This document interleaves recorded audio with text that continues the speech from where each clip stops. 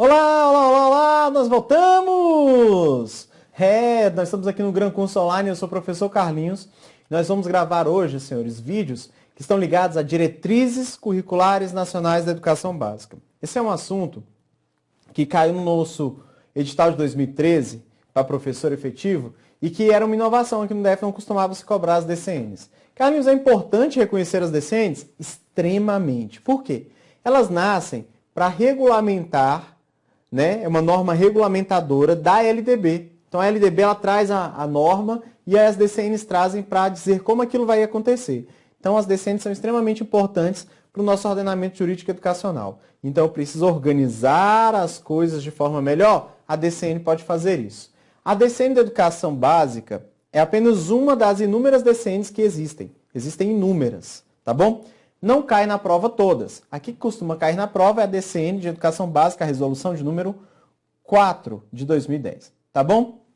Nós vamos estudá-la na íntegra hoje, em vários vídeos que você vai ter aí a chance de acompanhar. Tá bom? Então não se perde, fica bem tranquilo, mas tenta anotar o maior número de características. Eu vou sempre fazer analogia àquilo que está descrito na LDB, para que você não se perca. Tá bom? E o material que a gente produziu aqui, ele consegue te dar uma boa base. Você pode fazer a leitura da resolução também através do texto que fica disponível no site do Conselho Nacional de Educação. Esse site do Conselho Nacional de Educação traz todas as resoluções, visto que é o Conselho que as produz. Tá bom? Primeira coisa que eu quero que você tenha na sua cabeça. DCN é igual a PCN? Certo, errado, oxe? Você não respondeu, estou te esperando.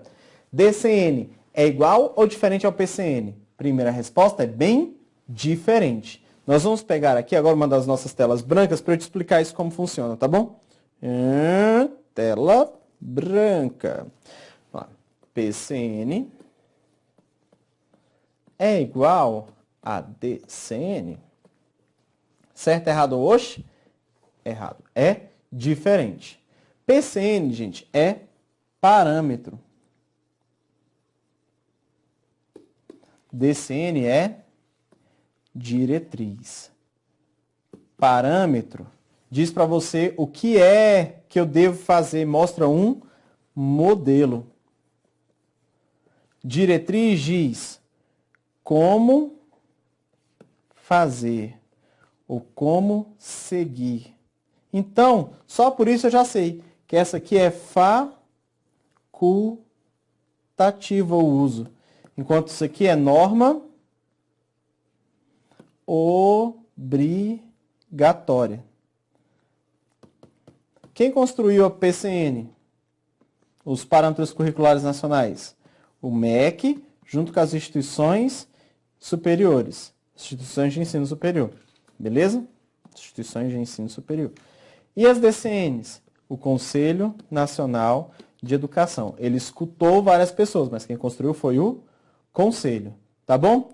Os PCNs estão em desuso, enquanto as DCNs estão em uso constante. Uso. Para que servem os PCNs? Eles servem para auxiliar como um modelo para currículo, está mais ligado a currículo, na forma de modelo. Considerações. A DCN, ela nasce para quê? Para orientar a construção dos PPPs, dos regimentos internos das escolas, dos currículos, da avaliação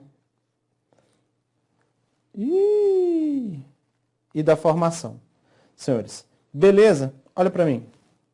Para que nasce então a PCN? Currículo, modelo de currículo. E as DCNs nascem para orientar a construção do PPP, dos regimentos internos, dos currículos das escolas, para orientar a avaliação que acontece nas escolas e ainda a gestão democrática dessas escolas. Então, olha só, a gente tem inúmeras características que diferem o PCN do DCN. O CESP, toda vez que cobrou o DCN nas provas pelo país, ele fez uma mistura entre os dois. Nessa mistura, ele quis engabelar a pessoa colocando características de um e do outro. Tá bom? Então fiquem atentos, não vacilem, porque senão você pode errar a sua questão. Vamos lá então para o nosso material. Diretrizes curriculares nacionais para a educação básica. Para a gente seguir, isso aqui é um conceito de dicionário. Como assim, Carlos, conceito de dicionário? É, conceito de dicionário. O que é diretriz? É a direção física, indicação da ação, é uma linha reguladora. Em linhas gerais, para a educação, é a diretriz geral que eu vou seguir. É aquilo que eu tenho como caminho. A DCN nasce para isso, tá bom? Olha aí, quem é essa diretriz? Essa diretriz, ela está na forma de parecer ou na forma de resolução. Na forma de resolução, é a resolução 4. Na forma de resolução, ela se parece com uma lei. Tem artigos e incisos. Na forma de parecer, é o parecer 7 de 2010. Aí ele tem cara de quê, Carlinhos? Tem cara de texto, tá bom? Ele vem escrito em parágrafos. Então, você pode fazer a leitura. Essa aqui, para quem gosta de ler textos, é mais fácil. Essa, para quem tem facilidade com leitura de lei, né? Essa aqui com leitura de lei é mais tranquila. Essa aqui com leitura de texto. Claro que quem está em texto vai estar maior do que quem está em lei, né? É mais tranquilo isso também. Os dois definem a mesma coisa. As diretrizes curriculares nacionais gerais para a educação básica. E como foi que elas foram tratadas? Como que é esse tratamento? Olha só esse texto, olha para mim. Ai, Carlinhos, que slide grande esse que você colocou. Para de chorar. Para de chorar. Aquele slide que você está vendo ali, senhores, é a justificativa para a construção da DCN. Eu diria, senhores, que ele é um resumo do corpo da DCN. Sério. Se eu conseguir, senhores, se eu tivesse que construir um texto que sistematizasse toda a DCN, esse é o texto. Beleza? Então, por isso eu coloquei ele no início, para que você entenda do que a gente vai estar conversando. O que é essa tal DCN, tá bom? Então, para que você entenda, a gente tem esse texto. Vamos colocar lá e a gente vai fazer uma leitura bem pausada para eu ir te explicando pontualmente o que é cada coisa. Tá legal? Então, vamos lá. Está tratando da definição das diretrizes curriculares nacionais gerais para o conjunto orgânico, sequencial e articulado das etapas e modalidades da educação básica. O que é um conjunto orgânico, sequencial e articulado? A gente está falando aqui que a educação, senhores, ela deve seguir as características assim, ó, que ela tem características que são próprias dos organismos. Então, cada lugar, cada etapa, cada espaço tem suas diferenças. Que eu preciso entender que as etapas se complementam nessa ordem, né? Ó, educação infantil, ela complementa o ensino fundamental, progressivamente complementa o ensino médio, que complementa a educação superior. Essa progressividade mostra o processo sequencial. Então, ó, respeito às diferenças, entendo que o ensino é sequencial e que eu preciso articular a concepção das diferenças com a concepção sequencial. É isso, beleza? Então, a DCN traz essa característica, que os espaços são diferentes, serão respeitados, e que eu preciso entender que as etapas, elas são sequenciais. Eu preciso, então, articular entre elas, tá bom? Essas DCNs baseiam-se no direito de toda pessoa ao seu pleno desenvolvimento, à preparação para o exercício da cidadania e sua qualificação para o trabalho. O que é isso? Acho que vocês já ouviram, né, senhores? Essa descrição está no artigo 2º da LDB. Essa aqui, senhores, é as finalidades da educação. As finalidades da educação é isso. O pleno desenvolvimento da pessoa, a preparação para o exercício da cidadania e sua qualificação para o trabalho. Esses são os objetivos. Então, como a DCN nasce para regular a LDB, nada mais justo que trazer as mesmas finalidades. Na vivência e convivência em ambiente educativo e tem como fundamento a responsabilidade que o Estado brasileiro, a família e a sociedade têm de garantir a democratização, a inclusão, a permanência e a conclusão com o sucesso das crianças, dos jovens e dos adultos na instituição educacional. Vamos lá por pedaços. Responsabilidade. A educação é dever de quem, gente? Do Estado e da família. Aqui eu ampliei para entender que a sociedade também tem seu papel, tá bom? Democratizar o ensino. Garantir acesso, inclusão, permanência e conclusão com sucesso é garantir a escola que a gente já falou, a escola de qualidade. E aqui ele deu um nome, a escola de qualidade social. Tem que garantir a aprendizagem para a continuidade dos estudos e a extensão da obrigatoriedade e gratuidade da educação básica. Isso aqui é o Estado que deve ofertar, né? O Estado deve estar preocupado a ideia de gratuidade e obrigatoriedade. O Estado. Beleza? Esse Estado precisa, então, estar ligado a essa concepção de o que é melhor. E eu preciso ofertar obrigatoriamente, gratuitamente, a educação básica. Olha que engraçado, esse conceito é bem amplo, bem amplo, bem amplo, bem amplo. E a gente precisa entendê-lo para entender as DCNs. Então, eu acho que a gente conseguiu viajar aí nele para entender o que era. É garantir uma escola de qualidade baseada nas finalidades da educação, organizando e se baseando num sistema que é amplo e diverso. Tá bom? Aí a gente vai começar a conversar sobre os objetivos da DCN. E os objetivos da DCN são 3. Quais são eles? Primeiro, sistematizar os princípios. Trazer os princípios tanto da Constituição Federal quanto os princípios da LDB. Quantos princípios nós temos, senhores, na LDB? Atualmente, na LDB, nós temos 12, tá bom? Mas alguns foram instituídos depois da DCN. Então, aqui na DCN, nós vamos ter como princípio apenas 11. Daqui a pouco a gente vai falar deles, tá bom? Estimular a reflexão crítica e propositiva, que vai estar ligada ao PPP. Essa concepção aí, política pedagógica da escola, da educação básica, está muito ligada à formulação da proposta pedagógica. Então, a DCN vai facilitar a construção desse PPP? Sim, vai falar inúmeras vezes dele. Depois, eu tenho que orientar os cursos de formação inicial e continuada dos professores e dos demais profissionais. Então, aqui é subsidiar a formação, porque os nossos professores precisam saber disso. Vocês, quando estavam estudando, vocês estudaram as DCNs, eu tenho certeza, não tem? Vocês não estudaram? Eu tenho certeza que vocês estudaram as DCNs. Então, eu sei que vocês, lá naquela disciplina chamada de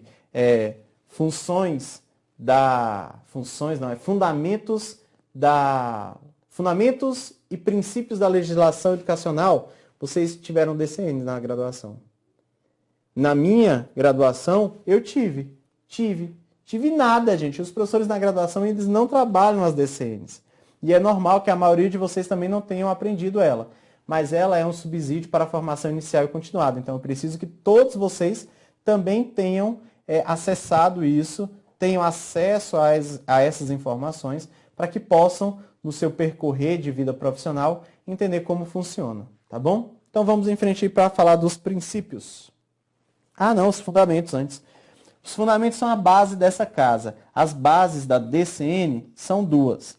A cidadania e a dignidade da pessoa humana. Beleza? E onde que nascem esses dois? Nascem dos princípios de igualdade, liberdade, pluralidade, diversidade, respeito, justiça social, solidariedade e sustentabilidade.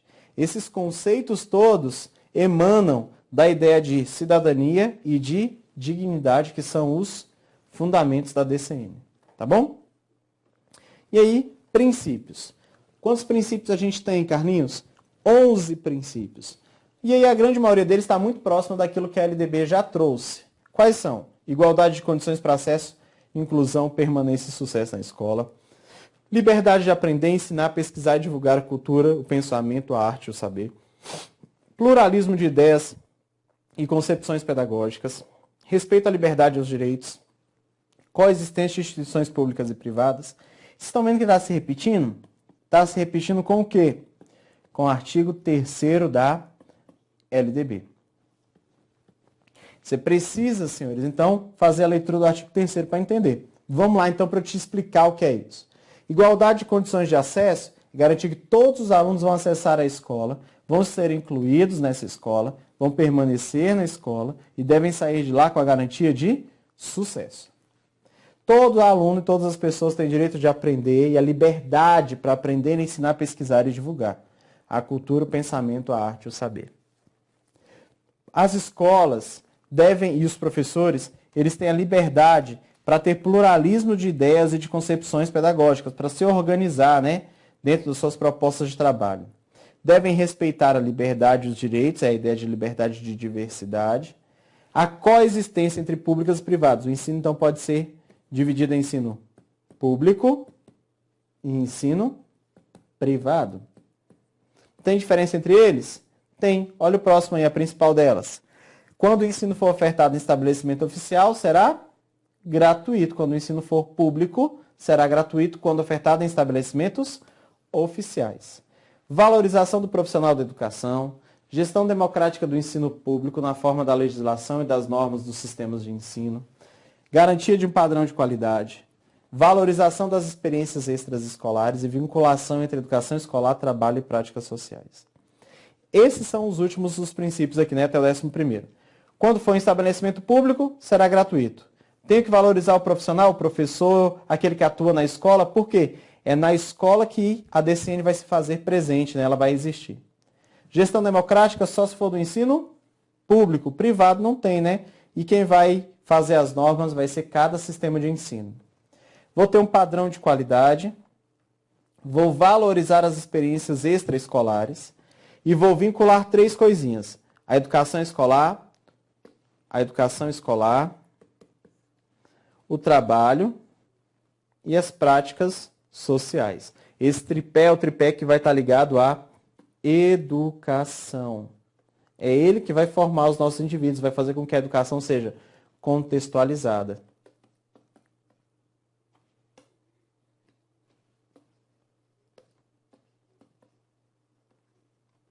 Contextualizada. Beleza? Essa é a consideração sobre os princípios. E aí, essa ótica aqui é bem interessante para esse trabalho, tá bom? Na educação básica é necessário considerar as dimensões do educar e do cuidar, em sua inseparabilidade, buscando recuperar para a função social deste nível de educação a sua centralidade, e que o educando em pessoa e formação e sua essência humana. Dá uma olhada para mim aqui, gente. Educar e cuidar. Pode se separar essas duas características, essas duas concepções? Não, elas são juntas. A função da escola é educar, mas também cuidar e zelar. E eu não estou falando aqui de cuidado parental, não. Estou falando de pegar no colo, de ninar, de dar comidinha na boca. Isso é cuidado parental. O pai e a mãe fazem o responsável para a criança. A escola, quando fala da ideia de cuidar, é zelar pelas aprendizagens dos alunos. É cuidar para que um plano de trabalho seja executado da melhor forma possível. É entender que o nosso aluno que é educado precisa ter zelo para que isso aconteça. Não dá para achar que a gente está tratando de um bando de animais e querer mexer com o comportamento deles, não. Condicioná-los ao comportamento. Essa ideia não deve existir. O que eu tenho que pensar aqui é que educar é um processo bem subjetivo, envolvendo seres humanos diferentes, e que esse cuidado que emana da prática pedagógica precisa estar bem juntinho com o trabalho de educar. Então, educar e cuidar deve estar em todos os espaços da educação básica, quer seja lá dos 0 anos, quer seja o aluno que está saindo do nosso ensino fundamental lá com 17, 18 anos. Então, esse cuidado é extremamente interessante, tá bom? Nossos alunos precisam desse cuidado, que não é um cuidado parental, é um cuidado, um zelo pela aprendizagem dos alunos, tá bom? Vamos em frente, senhores. Será constituído aí um Sistema Nacional de Educação. Esse Sistema Nacional de Educação é em colaboração com a União, Estados, DF e os municípios. Para que ele nasce? Para evitar essa fragmentação de políticas públicas, né? E aí eu vou, então, complementar um ao outro, a fim de superar essa desarticulação institucional que existe o tempo inteiro. Então, entendam só, a política é única, a política pública é única. A política pública ela é única. Como assim única, Carlinhos? Sim, ela é única. Ela é única do Estado, assim, o Estado, né? Mas ela se divide em atribuições da União, dos Estados e do Distrito Federal e dos municípios. Beleza? E aí eu vou dividindo isso, vou fragmentando, mas eu não quero que seja algo que seja desarticulado. As políticas devem conversar entre si. Esse sistema nasce para isso, para que eu possa planejar junto e as políticas públicas sejam executadas da melhor forma possível para os estados, tá bom? Para o DF, para os municípios, a União tem que colaborar com isso. E a ideia é que esse sistema da educação básica seja orgânico, sequencial e articulado. Seja orgânico respeitando as diferenças, sequencial porque há um crescimento espiral de progressividade entre a educação infantil e o ensino médio, e articulado nas ideias orgânica e sequencial. A União responsável pelo Sistema Nacional, terá funções. Função distributiva, que é de distribuir os recursos que chegam até ela. Função supletiva, de redistribuição, né? De distribuir novamente, de colaborar com aquele ente que já houve colaboração inicial. Função normativa, que é de produzir as normas e leis. De supervisionar e de avaliar a educação nacional. E aqui a gente está falando das avaliações de larga escala. Essas avaliações de larga escala são importantes para conseguir supervisionar o processo e saber onde eu preciso alocar mais políticas públicas, mais recursos, contribuir com aquela escola para que ela possa evoluir. Tá bom? O grande objetivo da educação hoje é a conquista da qualidade social. Então, olha aqui. A escola precisa ser uma escola de qualidade. Como que eu consigo ter uma escola de qualidade? Quando eu promovo uma escola de qualidade social. E o que é promover essa escola? É diminuir os índices de evasão, diminuir os índices de retenção de alunos, diminuir os índices de distorção entre idade, ano e série. É conseguir garantir com que o meu aluno aprenda aquilo que está disposto no currículo como matéria básica. Então, é centrar o processo no aluno, nas suas aprendizagens. Com isso, eu consigo focar no sucesso dele, diminuindo todos esses índices. Quando eu consigo, então, diminuir os índices, garantir as aprendizagens, o sucesso do aluno e a garantia de qualidade social foi alcançada. Tá bom? É essa escola que todos os entes devem tentar proporcionar, a União, os Estados, DF e os municípios. Por quê? É essa escola que a DCN defende. E diz assim, todo mundo deve ofertar um padrão mínimo de qualidade. E esse padrão mínimo está ligado à qualidade social. Então dá uma olhada aí para vocês verem quem é ela. Padrão de qualidade, com pleno acesso e inclusão, permanência dos sujeitos na escola, reduzindo evasão, retenção e distorção, e tem como centro do processo o aluno e as suas aprendizagens. Essa é a escola de qualidade social. Beleza? Eu preciso pensar nessa escola sempre como uma forma de organizar cada vez mais o trabalho e garantir esse investimento que é feito. Eu fiz o investimento, preciso de uma troca, uma moeda de troca. Qual a moeda de troca? Sempre ter uma qualidade. É essa qualidade que a escola pública deve garantir. Quais são os requisitos para que essa escola de qualidade aconteça? Tem que ter alguma coisa. Vamos lá. Primeiro, eu vou ter que ressignificar, reavaliar, revisar as referências conceituais de tempos e espaços educativos. Olha aqui, olha aqui. Quando eu e vocês estudávamos, a gente só estudava dentro da sala de aula, sentado naquela mesma cadeira o ano inteiro, olhando a mesma cabeça que estava na sua frente. Então a gente sempre seguia uma organização lógica de espaço muito sistemática de educação tradicional. Uma cabeça atrás da outra, todo mundo enfileirado, ninguém mudava de lugar. Essa concepção de espaço ela precisa ser vencida, não se aprende só na sala de aula. Se aprende na sala de aula, no pátio, na biblioteca, na quadra, todos são espaços de aprendizagem. Então preciso ressignificar e dar nova referência a esses conceitos. E com relação aos tempos, não é só o tempo da escola, não só é o tempo concedido, não é só o tempo de empenho que eu tenho naquela atividade que me faz aprender. Existem inúmeros outros tempos que são necessários a que a gente preste atenção e prime por eles. Então, o convívio familiar, o convívio social são tempos de aprendizagem riquíssimos, que contribuem para a elevação e enriquecimento das práticas sociais. E o aluno, quando chega na escola repleto de práticas sociais, ele consegue chegar com um repertório gigantesco, que contribui para a sua formação dentro da escola. Essa concepção é importante. A ressignificação dos tempos e dos espaços é a primeira coisa que eu preciso pensar para ter uma escola de qualidade social. Beleza? Vamos lá, número 2. Consideração sobre inclusão, valorização das diferenças e o atendimento à pluralidade e à diversidade cultural. Nós falamos muito disso, né? É o respeito à Que escrita feia, né? Escrever assim. Diversidade. É essa consideração. Nós, senhores, a escola é um ambiente heterogêneo. E por ser um ambiente heterogêneo, ela precisa respeitar essa diversidade, a pluralidade de ideias, a diversidade cultural, de espaço, tempo, e precisa o quê? Incluir a todos esses alunos. Não dá para segregá-los porque são diferentes, ok? O foco aqui do trabalho deve ser um foco no PPP, que é construído coletivamente. Mas ele tem que levar os alunos ao gosto pelas aprendizagens. E ainda, a avaliação aqui é uma avaliação que deve propiciar e deve ser motivadora. Então, essa avaliação é uma avaliação que acompanha todo o processo do aluno. Então, deve ser uma avaliação motivadora. Beleza? Inter-relação entre a organização do currículo, trabalho pedagógico e jornada de trabalho do professor. Eu preciso me preocupar. Quem é esse professor que desenvolve o currículo? Qual o trabalho pedagógico que ele faz? Qual a organização do trabalho pedagógico que é feito? Qual é o tempo que ele tem para isso? Né? Então, eu preciso ter tempo para planejar, para formar-me, para avaliar. Então, essa relação currículo, organização, trabalho pedagógico e tempo é essencial para garantir a escola de qualidade social.